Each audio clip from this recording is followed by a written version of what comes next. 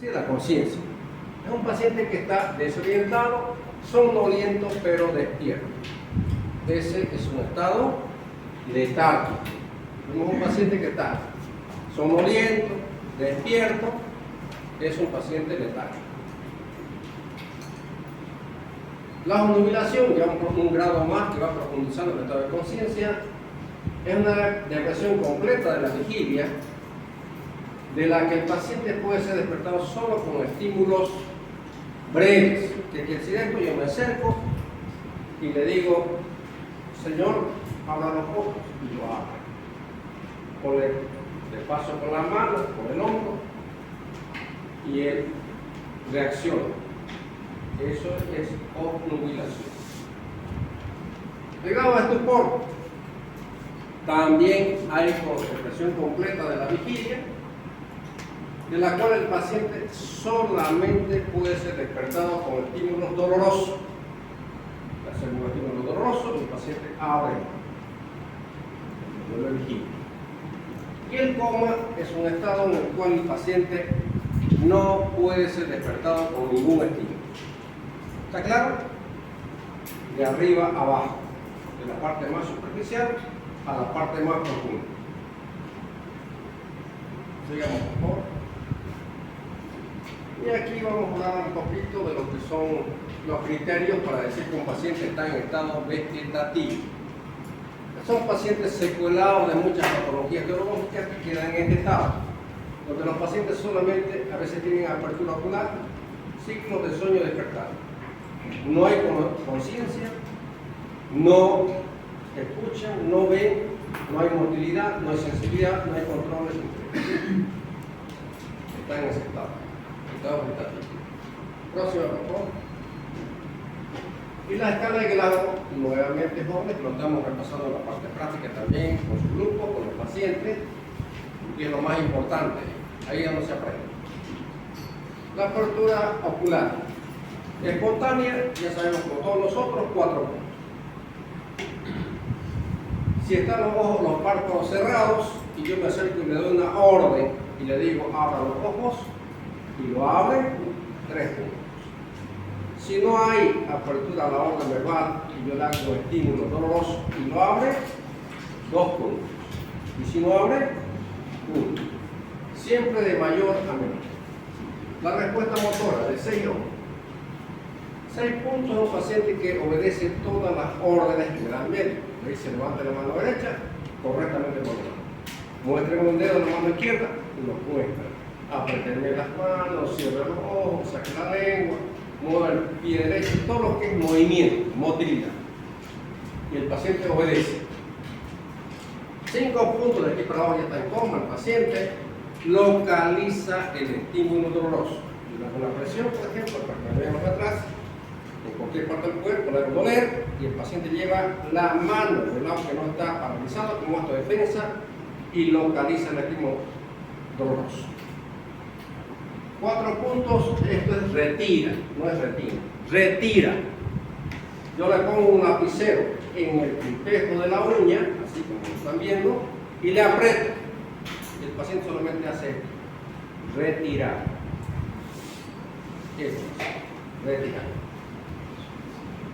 3 puntos, el paciente hace una flexión anormal, le hago una presión en el pecho, le agarro la mano así y le hago presión.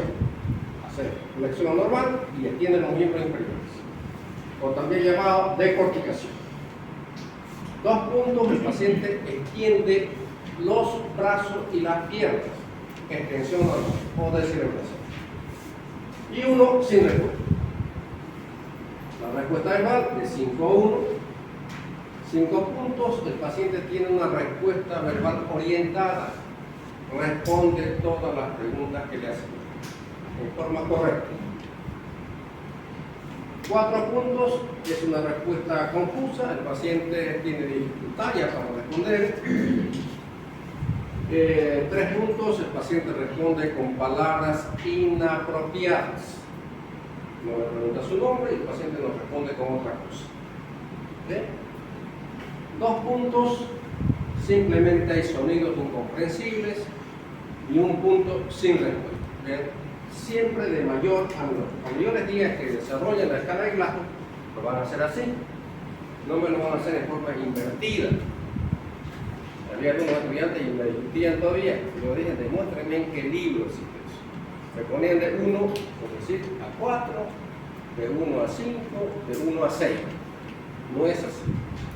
Se califica siempre a los pacientes en mejor puntaje. Claro, por eso es de mayor a menor. Y han visto lo que ha pasado en práctica y hacemos eso.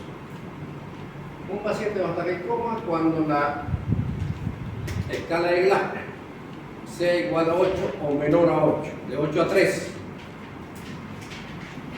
Y por arriba estará ya con las otras variaciones, con cuidado, estoporoso, con el paciente, ¿no? Próximo. Y vamos a hacer una comparación para que se comprenda mejor de los focos o bombillas que dice acá, los focos que tenemos acá, de luz, y los interruptores por los cuales estimulan. Los focos van a representar la corteza y los interruptores al sistema reticular. Si falla el sistema, la corteza, entonces no se enciende, los focos están quemados, entonces no hay conciencia. Puede también estar la falla en el sistema reticular o puede estar en ambos. ¿Está claro? Ahí se altera el estado de conciencia. Las causas para que un paciente llegue a estar en coma: tenemos traumatismo craneoencefálico, que es lo más frecuente que vamos a ver. Ya estamos viendo casos en las prácticas. Las infecciones, ya vimos con un grupo, creo, el primer grupo que pasamos clases, un absceso cerebral, ¿verdad? Sí, el primer grupo. Perfecto. Las enfermedades vasculares, tanto hemorrágicas como isquémicas, las hidrocefalias, los tumores cerebrales, que ya hemos visto también con otros grupos, los tumores cerebelo, las causas no estructurales, como son las encefalopatías, ahí tenemos la parada cardiorrespiratoria, los shocks, las arritmias, todas esas cosas que llevan a una parada cardiorrespiratoria. Las infecciones como la encefalitis o la meningitis, que es un tema que vamos a avanzar más adelante. La encefalopatía hipertensiva, muy frecuente de ver, pacientes que llegan crisis hipertensiva y con este cuadro. Las enfermedades metabólicas, lo más frecuente es una hipoglicemia o una hiperglicemia en algunos pacientes. Las enfermedades endócrinas, como la insuficiencia del azúcar renal, el hipotiroidismo, el hipertiroidismo, todos ellos que van a llevar un cuadro. Las intoxicaciones, las convulsiones, que vamos a llevar un tema también de epilepsia, y otras causas, inclusive se menciona los psicógenos. ¿Qué son los psicógenos, jóvenes? Ustedes que están ya llevamos psiquiatría, ¿no? Psicopatología. Psicopatología. Bueno, ya tienen más o menos idea, ¿no? Hay un paciente que simula. A mí me tocó tener un paciente en una clínica que lo llaman un día, muy joven como ustedes. Lo valoro al paciente, veo la tomografía normal, el paciente no movía la mitad de su cuerpo, y la familia afligida afuera, los padres llorando, todo preocupado, por supuesto, el paciente joven. Y yo le hago una prueba, del lado que estaba paralizado, lo veo que parpadeaba como cuando uno está nervioso. Eso ya me llamó la atención el paciente. Y como le estaba acostado, la mano que no movía, lo levanté y se lo puse encima de su cara y lo solté. Él no se golpeó por todos lados. Ahí dije, este cuadro ya no es orgánico, este cuadro es psicótico. Por supuesto que en ese momento salí, le expliqué que el estudio estaba normal, a la familia, lo tranquilicé un poco y le dije que iba a llamar a otro especialista que corresponde en su caso, ¿no? Que es el psiquiatra. Hablé con un psiquiatra, lo llamaron y él vino más tarde, lo vio el paciente y me dice, sí, efectivamente. Ya tiene un problema, dijo, se aplazó en todas las materias y no sabía cómo decirle a sus padres, entonces simuló estar paralizado en el tercer. Le dio dos sustos, el acceso del enfermo y la noticia que estaba aplazado. Y estudiante de medicina también, por eso simulaba, era estudiante de medicina. Vean ustedes, jóvenes, entonces, importante aquí, ¿qué es? Como todo paciente que estamos viendo, la historia clínica es fundamental, es soberana. Como dicen los doctores, es soberana. Eso nos va a ayudar a nosotros a hacer un buen diagnóstico. Entonces hay que hablar con los pacientes, y si no se puede hablar con los pacientes, con la familia. ¿Cómo fue el inicio? Súbito, generalmente en neurología, son procesos vasculares. Todo lo que es súbito. Dice, estaba sentadito ahí mi abuelito, estaba mirando la televisión, de pronto dejó de hablar y la mitad de su cuerpo no lo movía o se cayó de la silla. ¿Sí? Inicio súbito. Hacemos los estudios, una hemorragia cerebral o una trombosis. O fue progresivo, de mucho tiempo venía padeciendo dolor de cabeza y de pronto se le va paralizando poco a poco la mitad del cuerpo, o tiene alteraciones para la marcha, como lo que hemos visto ese paciente con el tumor, que ya no podía caminar, tenía tendencia a caerse. Entonces, un síndrome cerebroso, ¿verdad? Ahí ya es de mucho tiempo.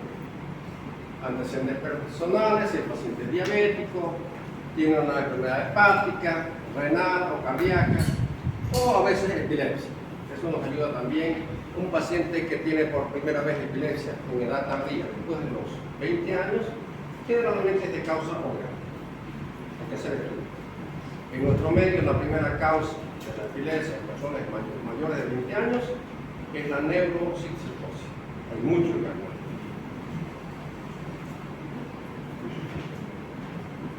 Conocida por nuestra gente como ¿qué le dicen? A ver, la triquina. Y triquinosis no existe más. Lo que hay es neuropsicosis. Lo tiene el chancho, lo tiene el ser humano,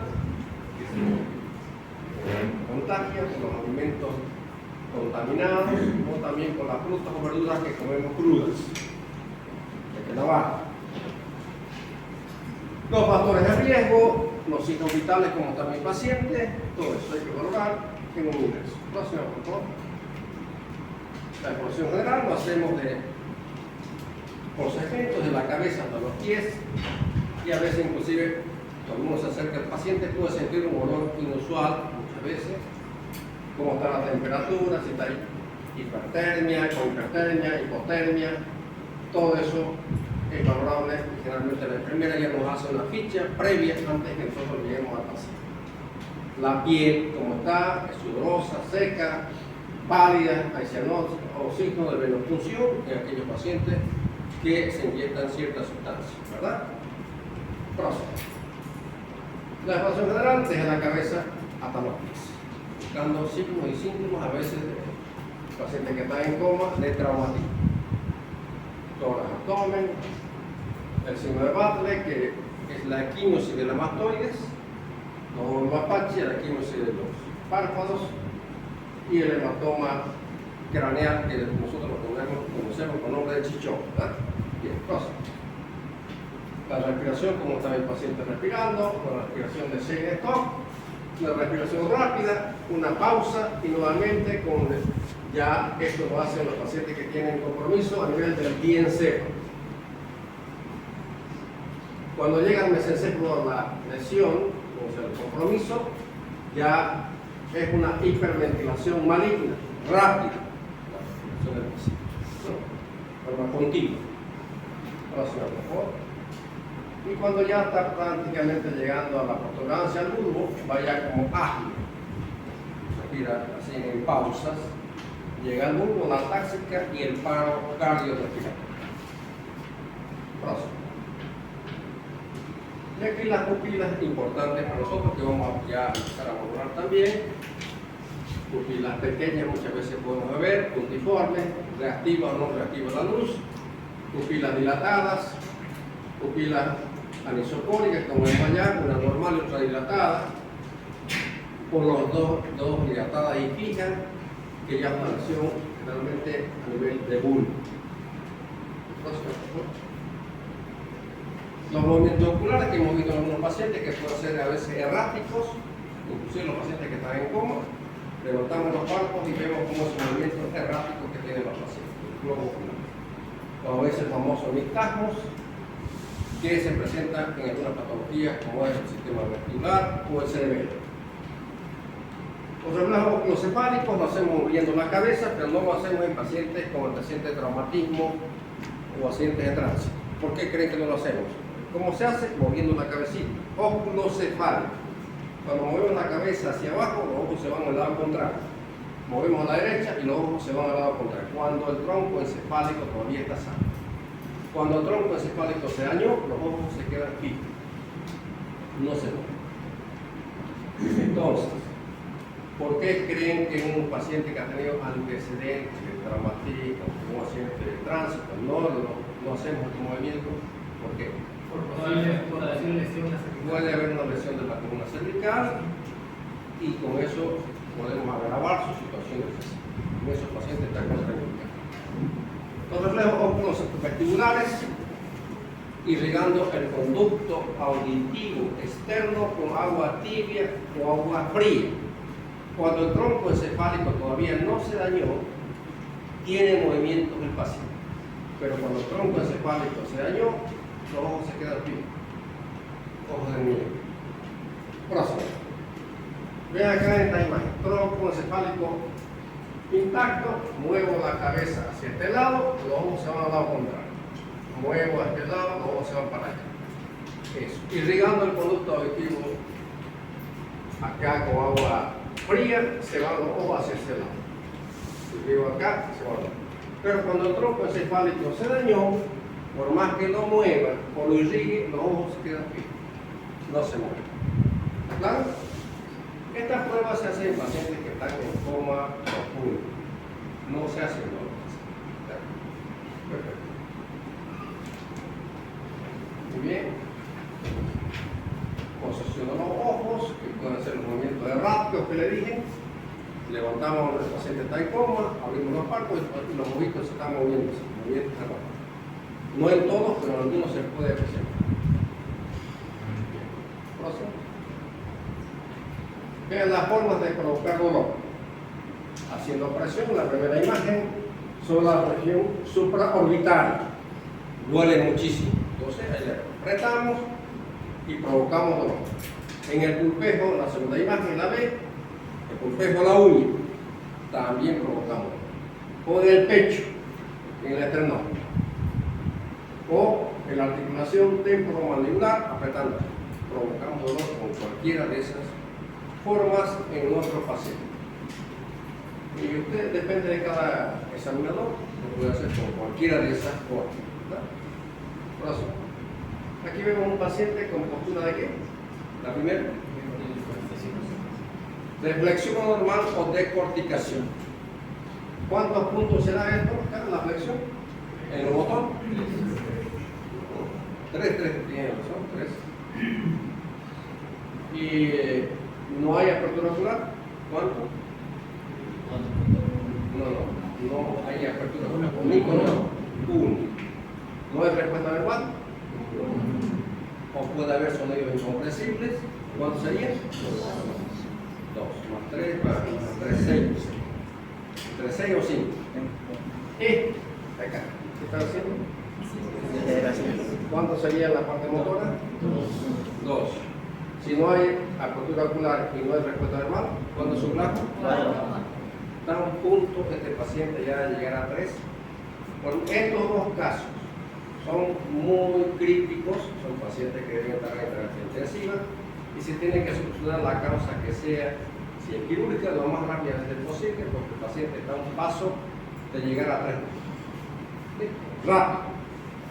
Yo he tenido pacientes que he tomado la determinación en el tomógrafo, sin ningún examen, de salir de la familia, hay que subirlo así aquí ya. No se debe de mover. Eso lo podemos hacer en la parte privada, porque todos tienen un quirófano. En la parte pública ya van a ver qué es difícil, porque no hay los recursos y muchas veces la familia tiene que comprar. Y bueno, normal, hay un solo anestesiólogo para todo el hospital, está ocupado el quirófano, está operando otro colega de otra especialidad. Es complicado trabajar en la parte pública. Bien, ¿algo más? Y esto es trabajo como ver el mundo. Bien. ¿Alguna pregunta, jóvenes?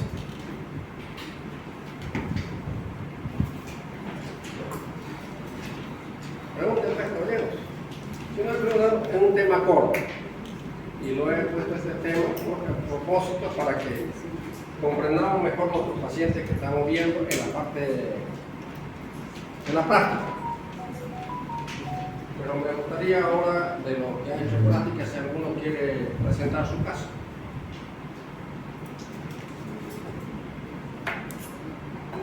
A ver, no tengan miedo, jóvenes, yo les voy a ayudar.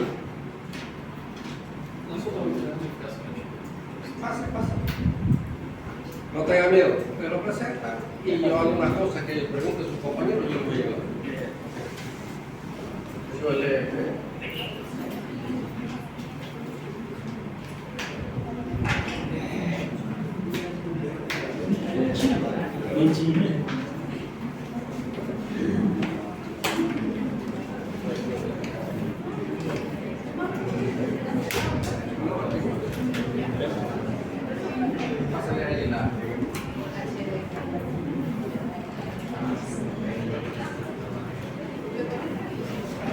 ¿Tienen para comentar o si quieren el otro?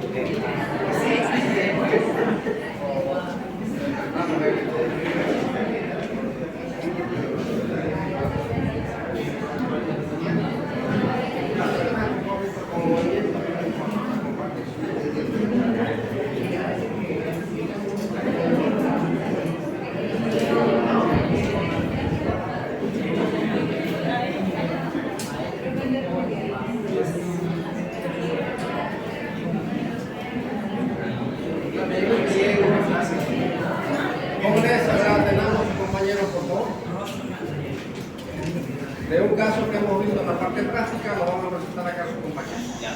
Buenas noches, doctor. Buenas noches, compañero. No sé si me escuchan hasta atrás.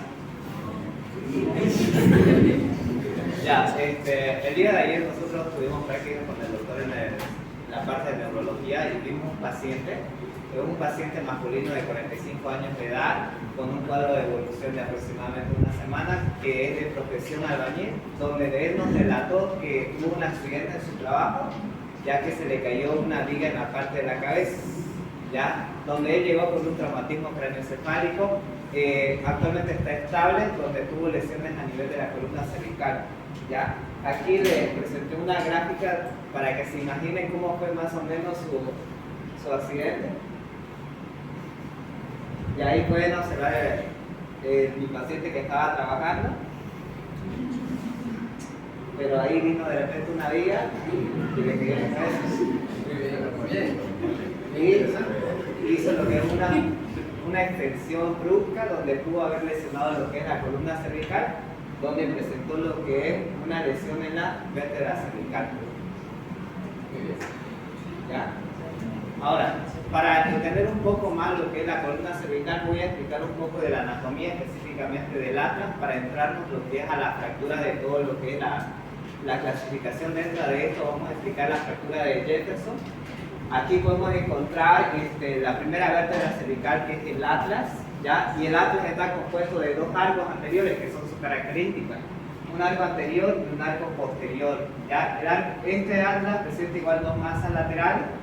Dentro del arco anterior presenta lo que es una carilla articular para el diente de la segunda vértebra cervical, y en la parte de las masas laterales presenta lo que es una carilla articular para el occipital, para el cóndilo de los occipitales, y dentro de esto presentan lo que son los agujeros transversos donde van a entrar lo que es la arteria vertebral. Bien, y acá dentro de la parte interna de la masa laterales presentan lo que es una protuberancia para lo que es el ligamento transverso, para sujetar lo que es la articulación axoideo. ¿Ya?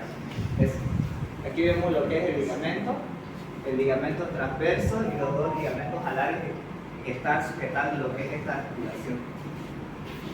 Bien, ahí podemos ver lo que es cómo se articula adecuadamente. ¿Puedo lo anterior? ¿Puedo lo anterior? Justamente este paciente, complementando lo que la excelente exposición que está haciendo su compañero, es el ligamento del transverso opuesto, ¿no? Sí.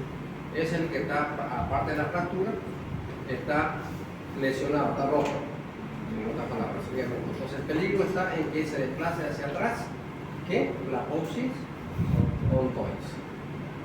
Siga, ¿verdad? Ya. Buenas tardes. Nosotros buscamos la clasificación del Landel, hablando de la fractura del atlas, de la cervical número 1. Y bueno, en la clasificación hay tres tipos, empezando con la tipo 1, que es una fractura en el arco, ya sea anterior o posterior del atlas. Esta es una fractura estable y no compromete el estado neurológico del paciente. El paciente, como ayer lo vimos, está con su collarín cervical para que Estable. Sin ningún compromiso neurológico, todo lo que han dicho el paciente, tiene motilidad conservada, sensibilidad conservada, control de esfínteres, o sea que no hay daño medular. ¿Está claro? Bueno, vamos a hablar de la fractura de Jefferson, de que es la que presenta nuestro paciente, porque cuando es fractura de Jefferson, que es de tipo 2, que generalmente es la más frecuente, hay un compromiso de fractura del arco anterior y el arco posterior, las dos partes están fracturadas. Esa fue la que presentó nuestro paciente.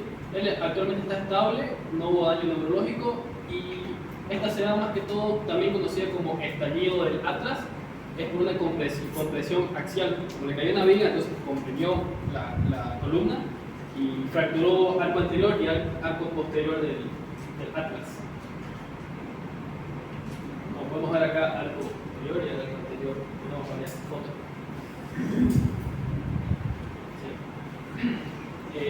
Generalmente la clínica obviamente tiene que haber un previo traumatismo, hay dolor cervical, hay reducción del movimiento del cuello, y el diagnóstico que es más se ocupa aquí es una tomografía computarizada y hay que inmovilizar con collarín.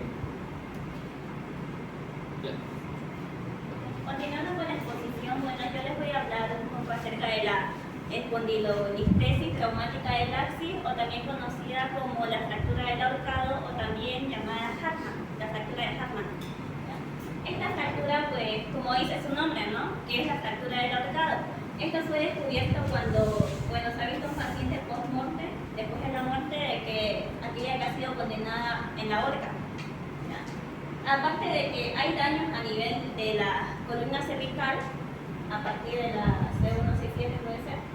En esto de la espondilolistesis nos afecta más que todo a nivel de C1 y también de C3, pero no solamente afecta a las vértebras, sino de que, como vemos acá en la imagen, presenta también irrigación.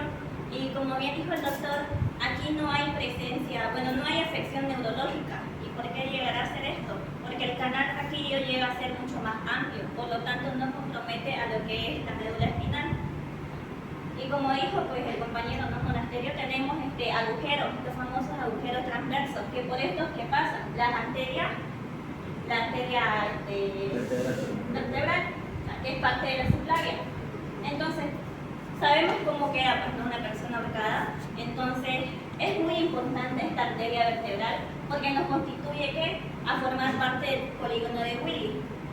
Y este mismo polígono de Willis es el que nos ayuda a dar irrigación cerebral y que esta sangre pues lleva oxígeno a nivel del cerebro. Entonces es por esto que las personas llegan a morir, ¿no? Acerca de una falta de oxigenación a nivel del cerebro y no tienen pues compromiso neurológico porque el conducto perdido pues es bastante amplio y por lo tanto no compromete a la médula espinal. Siguiente. Y bueno, la causa más común, como hemos visto en el paciente, que le ha caído una viga, entonces ha tenido una hiperextensión, por lo tanto ha llegado a afectar lo que es la parte cervical. Y al haber una hiperextensión también compromete al axial en este caso porque hubo una compresión al haber una hiperextensión. Y bueno, la fractura en este caso ha llegado a ser a nivel de los pedículos. Si hablamos de una fractura del ahorcado, llega a afectar a nivel de los pedículos del axis y también puede afectar a nivel de las masas laterales. Y bueno, nuevamente repitiendo, en esto no ha habido daño neurológico porque el conducto de la médula espinal pues, es bastante ancho, por lo tanto no compromete a la médula espinal. Y bueno, el paciente ha estado simplemente con el collar cervical, está inmóvil y bueno, el paciente llegó con un flasco de 15 de 15 y bueno, no hubo daño neurológico, ¿no? Gracias.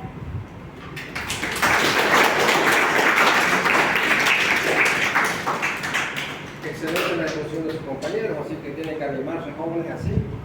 Y esto suma a su nota de ellos. Sí, pues, excelente.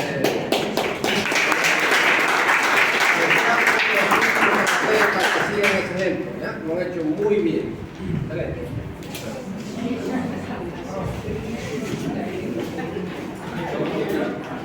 ¿Alguien más quiere poner? Sí.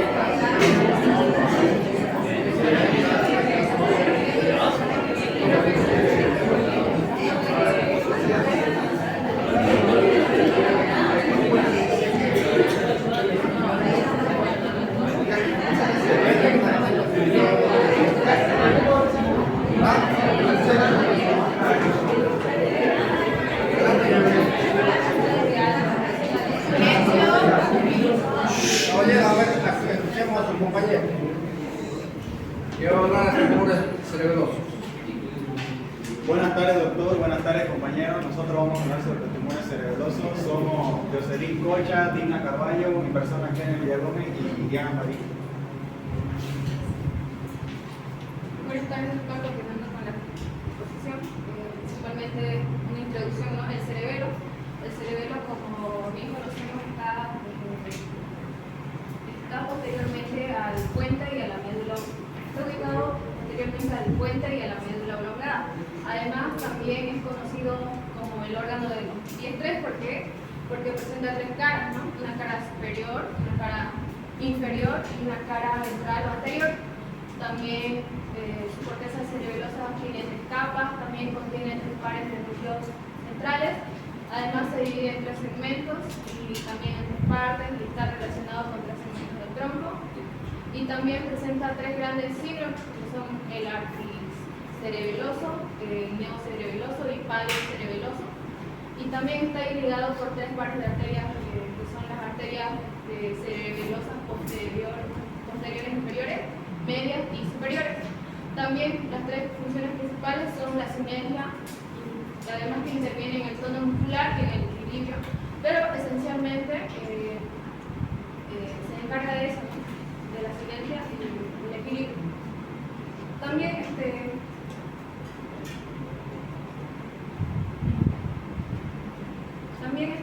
¿cuáles son los síntomas y signos que presentaría si ocurriera una disfunción cerebelosa? Uno de ellos sería que habría una alteración en la marcha, es decir, la persona se desmayaría y también se iría al lado que está afectado. Además, presentaría alteraciones en los reflejos, también presentaría alteraciones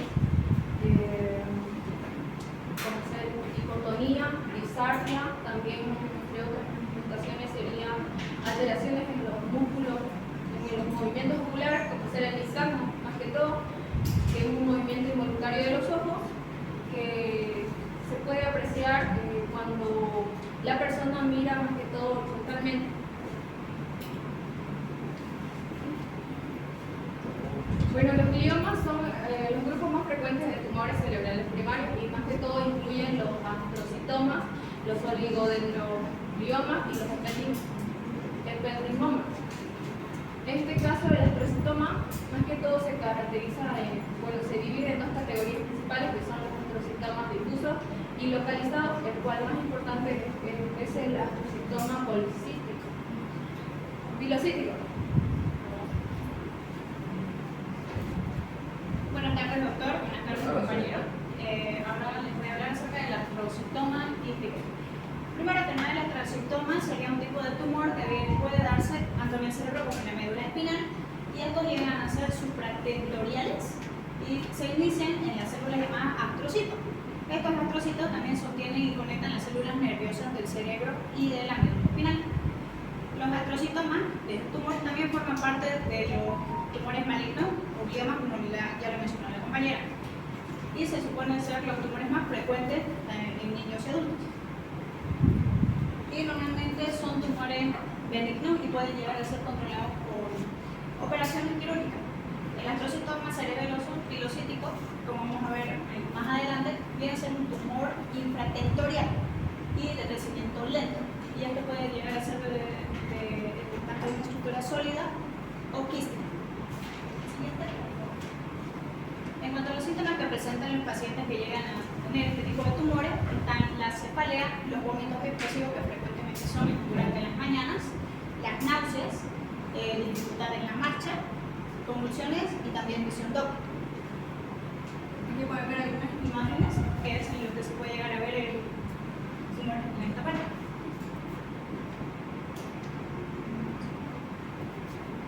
Siguiente, por favor. Yo les voy a hablar sobre los astrocitomas pilocíticos, y para dar una pequeña introducción a lo que son los astrocitos, sabemos, recordando un poquito de la neuroanatomía, los astrocitos van a ser un tipo de células gliales que, como ya mencionó mi compañera, brindan soporte y también nutren a las neuronas. Entonces, un astrocitoma es un tipo de los tumores cerebrales denominados glioma, como explicó también mi compañera, y específicamente los pilocíticos son una familia de tumores de crecimiento lento de las células gliales. Entonces, es el tumor glial más importante en lo que se trata de la edad pediátrica, y se presenta como una lesión circunscrita, bien delimitada, y también suelen ser no infiltrantes, lo que significa que tienden a permanecer en la región en la que aparecen y no se extienden en otras regiones. Como ya hablamos, suele aparecer a nivel del cerebelo principalmente, pero tampoco se puede negar que pueda aparecer en otros lugares, como puede ser el tronco cerebral, la región hipotalámica, los nervios e incluso el quiasma óptico. Los síntomas, también compartiendo con lo que expuso mi compañera, incluye letargo, dolores de cabeza, somnolencia, torpeza, vómitos explosivos, y puede también involucrarse cambios en la personalidad o el estado mental. Aquí podemos ver algunas tomografías en las que son estos astrocitomas y su localización más frecuente. Y ahora mi compañera va a hablar sobre el caso clínico que vimos en el hospital. Buenas tardes, compañeros. Buenas tardes, doctor. Continuando con la exposición de mis compañeros, nosotros en práctica pudimos observar este siguiente caso clínico. Se trataba de un paciente de sexo masculino de edad de 29 años, lugar de nacimiento de Santa Cruz, al igual que de residencia, y su estado civil estaba en concubinato y ocupación chofer. El paciente acudió a consulta por presentar, como él lo dijo, mareo, caminata de borracho y dolor de cabeza. Lo que es la historia de la enfermedad actual, reiterando, es un paciente masculino de 29 años que acudió a consulta por presentar lo que son vértigos, náuseas, cefaleas y marcha táxica, que se caracteriza por pasos tambaleantes, amplios y, por decirlo así, un poco torpes, al cual se le solicitaron estudios, por ejemplo, una tomografía computarizada, lo cual se presenció un tumor en la región posterior del cráneo, específicamente en el cerebro. Este paciente entró en internación el miércoles 20 del presente año en el servicio de neurología del Hospital San Juan de Dios.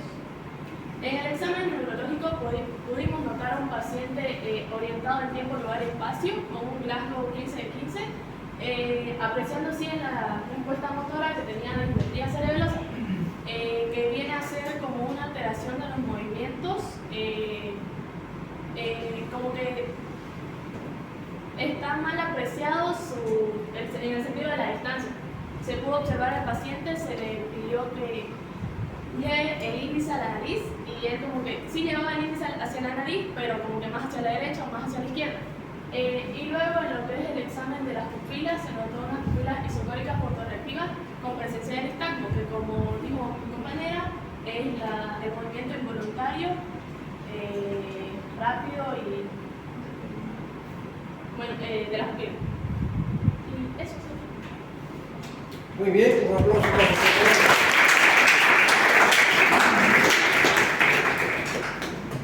Excelente la exposición, así que voy a tomar, Ceci, por favor, los nombres de los... Me mandan su presentación y sus nombres a Esto es nota práctica. Es la única forma yo califico 50% teoría, 50% práctica. Vamos a tener, valga la pena aclarar esto, también el profesor en la primera clase creo, pero no lo voy a repetir porque veo que están muchos que han ingresado recién. El primer parcial vale 30 puntos, 15 la práctica, 15 la teoría. El segundo parcial lo mismo y el final 40. Total 5. Si el estudiante se destaca, pues puede llegar a tener los 100 puntos. Yo he tenido estudiantes que han tenido los 100 puntos, no tengo ningún problema. Si el paciente merece eso, hay que calificarlo así. ¿Está claro? Perfecto. ¿Alguien más quiere exponer? Creo que tenemos tiempo todavía. Y si no hay, entonces, aclarando también lo que me preguntaba su compañero hace un instante, el día viernes, yo respeto todo lo que dicen las autoridades de la universidad. Si hay un comunicado que dice que el viernes es feriado y no se pasa ninguna actividad académica, práctica o teoría, no pasa nada. Mañana todavía no hay comunicado, ¿no? De mañana. Entonces, mañana los que tienen práctica, los espero a las 8:30 en el hospital. ¿Ok? Chicos, antes que se vayan, por si acaso.